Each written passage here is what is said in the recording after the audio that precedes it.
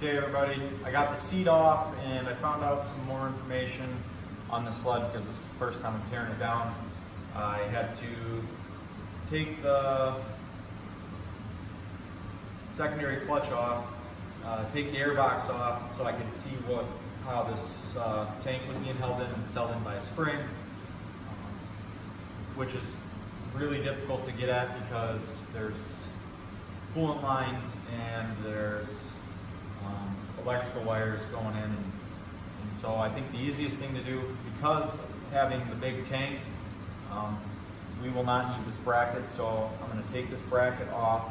I'll have to drill it out, and I should just be able to flip the tank up like that to get it off. That's how anybody else should be able to do it if they have an 18, 17, 16 IQR, because these things are all the same. So I'm going to get that off, and I'm going to have to peel up these hand warmers. They must have put these on to draw more power from the motor, the electrical system. So I am going to do that, and once I get that done, just sit tight.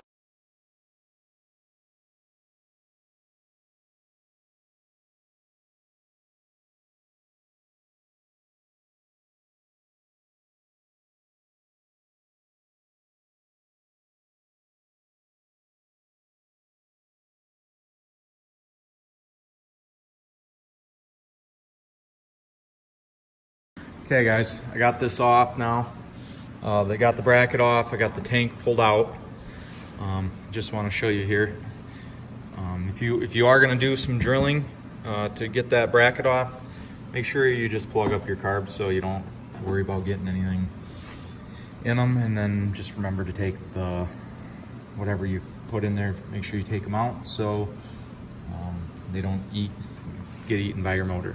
It probably wouldn't even start anyways, but I got that off, get the spring off.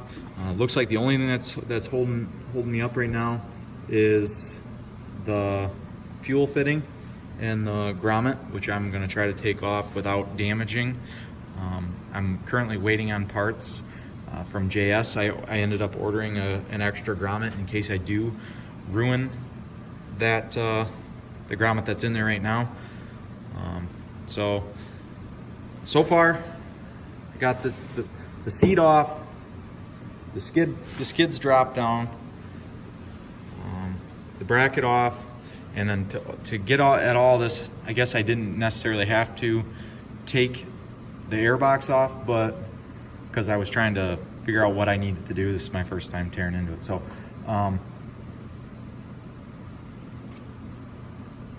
this can come off without having to be in here, because you just lift up the back side of this and it throws the spring forward. So I guess I'm going to start trying to get that off, and I'll update you guys. All right, so this is where I'm at. I got the tank off. I think I'm going to have to grind on this bracket, or cut a piece of this bracket out, so where the fuel line comes out of the trail tank is different. It's not in the center, the high center part of the tank piece that goes right here. It's kind of down low to the right. So I'm going to cut a piece of this out so I can get my fuel fitting from the tank to sit flush right here, and I won't have to worry about it getting snagged or ripping the line or anything like that. That'll be probably in the next video as I'm done for the day. But this is actually not that bad. I mean, if you have some mechanical skills, you can get this done pretty easy. So there's just you know, removing bolts, dropping your rear skid, and you're probably gonna have to put your rear skid back in. It probably will take 2 people, but so far that's where we're at. Got the CNAs on, and hold on one second, my phone's messing up here. I got the CNAs on, and those went on pretty smooth. And you will have to loosen this piece up. I didn't mention that. I took the screws out because this kind of holds the tank in a little bit. So I took these 4 out to get the tank off, and then I just kind of hand tightened them back in there just so I don't lose the screws. But yeah, I'm excited. This is gonna be pretty sweet once I'm all done with it, I think. Definitely is gonna be one bad trail buggy. So stay tuned. I'm gonna be posting some more videos like this.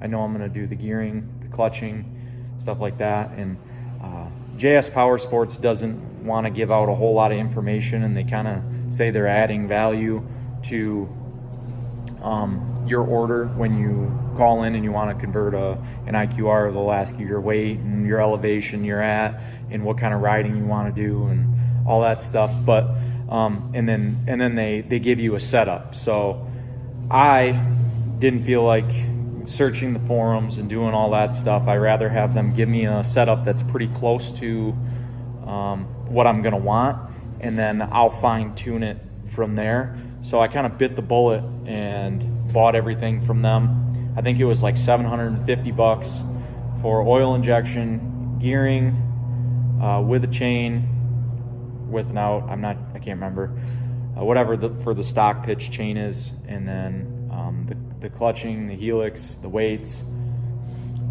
and yeah. I didn't order from them, but I have softer rear springs coming to put in the rear skid, and then I'm gonna have to buy a set of softer front springs, and then I'm gonna potentially get the shocks revamped, but that'll be later. I just want to get it rideable, trailable, so I can get some better miles per gallon. But overall, this is gonna be pretty sweet. Can't wait.